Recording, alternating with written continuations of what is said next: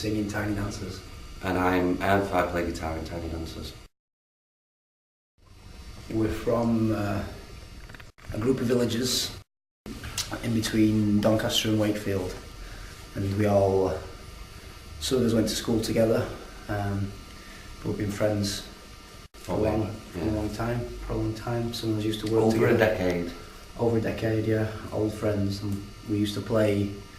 We've always played together, haven't we? Music in wedding bands, covers bands, original bands, and then in sort of 2005 we got this lineup together. First time we'd kind of put a serious effort into getting what we thought to be the ultimate lineup for our area in one place at one time. It's the mixture of what makes you, what you've got in common, but also what you've got that separates you, that makes you a strong outfit, because the whole has always got to be greater than the sum of its parts. One or two songwriters mainly? Well, we all write, which I think helps, but David, most of the songs were written by David, like first off, and then we'll kind of flesh them out. But like I said, because we all write, that kind of helps with that. We're not as... It's not we're just following one person. Yeah, it's not just one vision, which is, leads to us not sounding monochrome. One of the first times I ever played in a band with David, years and years ago, we did a Bob Dylan tribute band as local pub. And to do that, I had to learn a lot of material that I didn't know. I mean, I like Bob Dylan, I always did, but I had to learn. We did like 2 very, very long sets, didn't we? And I had to learn different versions of songs that I knew, but never knew that he'd done alternate versions of. And then you ended up supporting Bob Dylan, is that right? We did, yeah. They were amazing. They were the most amazing thing that's ever happened to me, I think. Where was that? It was in Kilkenny in Ireland. Flaming Lips were on the bill also for influence, and we got to go on stage with those guys, dressed up as aliens and Santa Clauses, and we saw Dylan from the side of the stage singing "Lay Lady Lay." This is, and I wept. Yeah, don't think we'll ever forget that.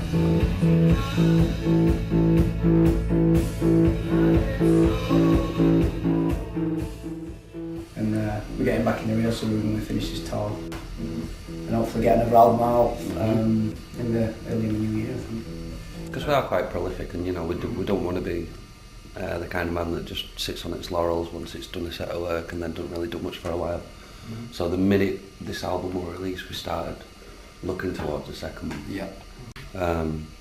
Just because we knew that we could get something even more exciting, we could make something better.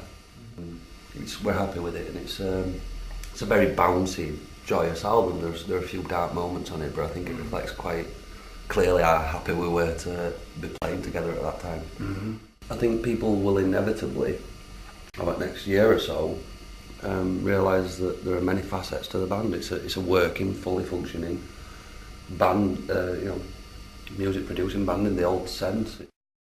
We've done 3 gigs in America. Yeah, went to LA.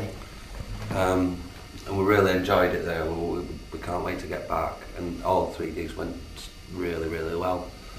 But like David said, it was just LA, and I don't think there's any one place in America you can get a real flavour for it. I think you need to just see the whole thing. Yeah, I guess there's certainly a lot of American influences that we share, like the core influences that we share, like the band and the Velvet Underground and Beach Boys, a whole wave of Americana.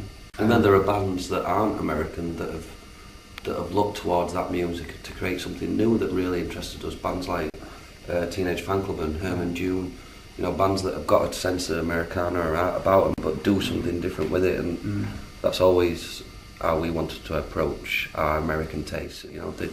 The one band, I think, the 2 bands that got us together in the first place that we all adored and wanted to do something similar to, is the band and the Beach Boys. I don't think we're sort of dogged by people thinking we're American. I think we... No, and I think that the thing that gives us this characteristic sound is largely where we're from, because we're not from Sheffield, much much to the surprise of everybody who thinks we are. We're not. We're from, like David said, a small group of villagers, quite a few miles out of Sheffield. And that might not seem like a big difference, but in that part of this country it really is. You know, these villages still to this day, ex-mining villages, are quite isolated. Yeah, 'cause the industry looks, like Evo said, it looks to one place after one band explodes. They all seem to think that all the bands like having cups of tea together and hanging out in the same band. Or that there's something been put into the water. Yeah. But we were always, when that happened, I'd only just moved to Sheffield. The only real reason we ever came out of Sheffield is because we couldn't find a rehearsal room anywhere closer to home. Yeah. And so we all started rehearsing in Sheffield. As manager is from Sheffield, and she worked at ran the rehearsal room. The reason I guess we don't sound like the rest of Sheffield's band is because it's not where we're from, even though we're based there. And that's not a cynical ploy either. You know, that we're based here. I don't think the sound is moulded by us. Where we live or where we are at that time. We don't really feel any like... Apart from that it's moulded us as people. Yes. Richard we're a big fan of Ollie and Pulp. Yeah. In fact, if you look at Sheffield, that's probably the Sheffield bands that we're probably most into. Yeah. Those kind of things. You don't come to see a live show to be like that. We get too excited. Well, you do, but only if you're into, when you went to see Devendra Banner or something like that.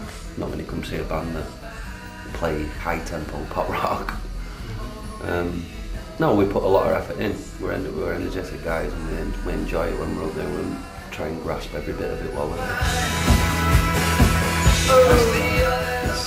This tour's been good so far. We've noticed that as gigs it tends to be genuine fans of the band. Sometimes you get like a mix, half and half maybe.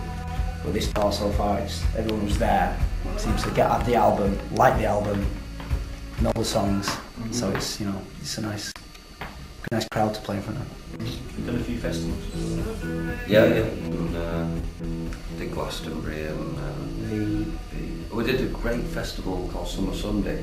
Do you know that one? Yeah, I've heard of it. In Leicester. Yeah. That were awesome. Yeah, that were incredible. Really good vibe to that festival. I recommend that one. It's got a similar vibe to Latitude. Yeah, I've been to Latitude. We did that last year, but we didn't do it this year. I think that kind of alternate. Maybe we'll do it next year. That were a nice one. So yeah, we've been around a lot of little festivals as well. Still got a few to go. Yeah. Playing in a place called Ullapool, which is very north of Scotland. They have a festival there, which is Ullapool backwards, and it's Loopaloo Festival. Which I can never get my tongue around. No, but it's good.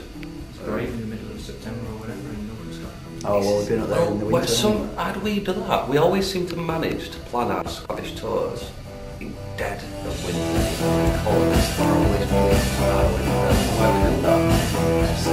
They are saying it. They're great. They were probably the first to pick up on us, really. And so we love going back there. It's like going back to family these days. Yeah, it was great. And after such a short amount of time as well, it's a really impressive thing to be able to do. To have a fan base in such a different place.